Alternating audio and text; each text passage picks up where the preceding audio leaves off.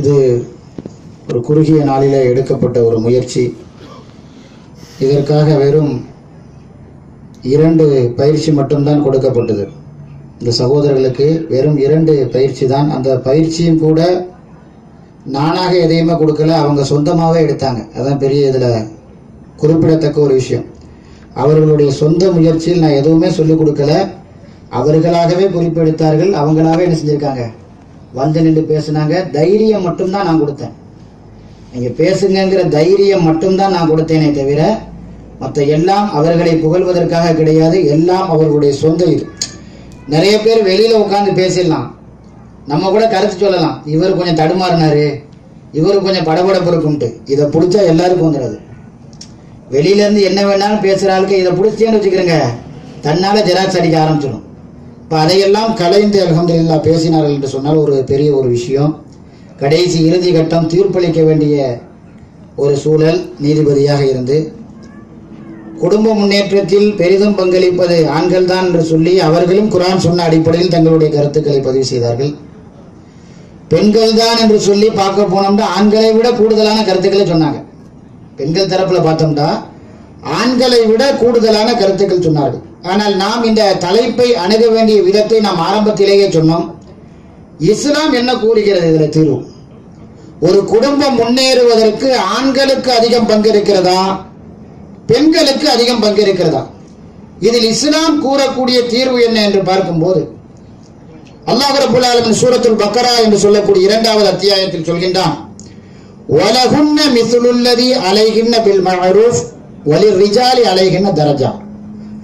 ஆண்களுக்கு என்ன கடமைகள் உரிமைகள் இருக்கிறதோ அதே கடமையும் உரிமையும் பெண்களுக்கும் இருக்கிறது என்று சொல்லிவிட்டு வல்லநாயன் சொல்கின்றான், வலிர்ரிஜாலி அலைஹின்ன தரஜா.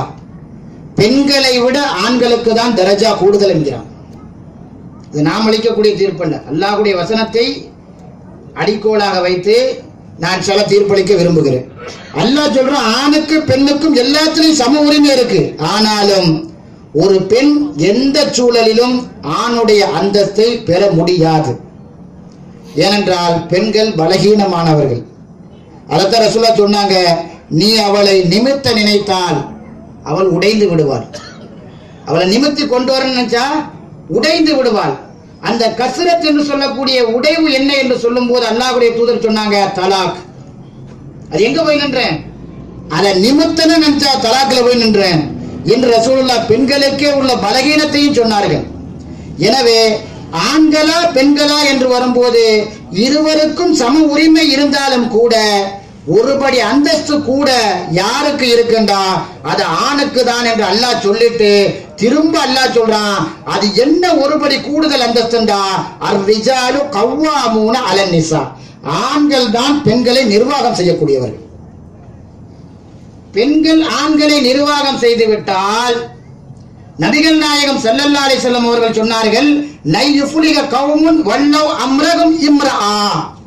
ஒரு சமுதாயம் வெற்றி பெறாது. எந்த சமுதாயம் என்று சொன்னால் எந்த சமுதாயம் பெண்ணுடைய கையிலே பொறுப்பை கொடுத்ததோ அந்த சமுதாயம். அப்ப ஆணுடைய கையில் தான் கிவாம் என்று சொல்லக்கூடிய அந்த நிர்வாக திறன் இருக்க வேண்டும். ஆக நிர்வாகி என்ற அடிப்படையில் ஒரு குடும்பத்தை முன்னேற்றுவதில் ஒரு ஆண் தான் மிகப்பெரிய பங்காற்றுகிறான். ஒரு பெண் எவ்வளவு கவலையை சுமந்தாலும் சரி, அந்த கவலையை ஏதாவது ஒரு சந்தர்ப்பத்தில் வெளிப்படுத்தி விடுவாள். ஆனால் தன்னுடைய குடும்பம் கஷ்டப்பட்டு விடக்கூடாது என்பதற்காக எல்லா கவலைகளையும் மனதிற்குள் சுமந்து வாழக்கூடிய ஒரு ஜீவன் இருக்கிறான் சொன்னா அதான் தான். பெண்ணாவது ஏதாவது ஒரு சந்தர்ப்பத்தில் உங்களுக்காக நான் இதையெல்லாம் செய்யவில்லையா என்று சொல்லிவிடுவாள். ஆனால் ஆணுக்கென்று உள்ள இயல்பு, இதையெல்லாம் என்னுடைய மனைவி சொல்லிவிடக் கூடாது, என் மனைவி கண்ணீர் வடிக்க கூடாது, என் பிள்ளை கண்ணீர் வடிக்க கூடாது என்பதற்காக எல்லா கண்ணீரையும் அவன் ஒட்டுமொத்தமாக சுமந்து வாழ்கிறான் என்று சொன்னால் இதற்கு காரணம் அவனுடைய குடும்பம் முன்னேற வேண்டும் என்பதற்காக. இதற்கு அர்த்தம், ஒரு பிள்ளை தான் படிக்கவில்லை, பிள்ளை படிக்க வேண்டும். யாருக்கு இந்த ஆசை இருக்கு? யாருக்கு ஆசை இருக்கு? எல்லாத்தையும் விட்டுட்டு எல்லா கவலைகளையும் மனதிற்குள் புதைத்து, இன்னைக்கு பாருங்க, அதற்கு பெரிய உதாரணமாக வெளிநாட்டு வாழ்க்கை சொன்னாங்க. எல்லாவற்றையும் வெளிநாட்டில் சம்பாதித்து விடலாம் நிம்மதியை தவிர. எல்லாத்தையும் சம்பாதிச்சிடலாங்க நிம்மதியை தவிர. சனிக்கிழமை என்னிடத்தில் ஒரு நபர் கூறுகிறார், ஆலிம்சா துவா செய்யுங்க, என் மனைவியை கொண்டு வர போறேன். திங்கட்கிழமை ஹார்ட் அட்டாக்ல மௌத்தாகி கிடக்கார். இன்னைக்கு அவர் பாடி இதே கோயத்துல இருக்கு. சனிக்கிழமை சொன்னார், ஆலிம்சா துவா செய்யுங்க, என் மனைவியை கொண்டு வர போறேன்டார். என் நேருக்கு நேரம் உட்கார்ந்து சொன்னார். அன்று ஒரு நாள் முழுவதும் அவர்தான் என்னுடைய நினைவு.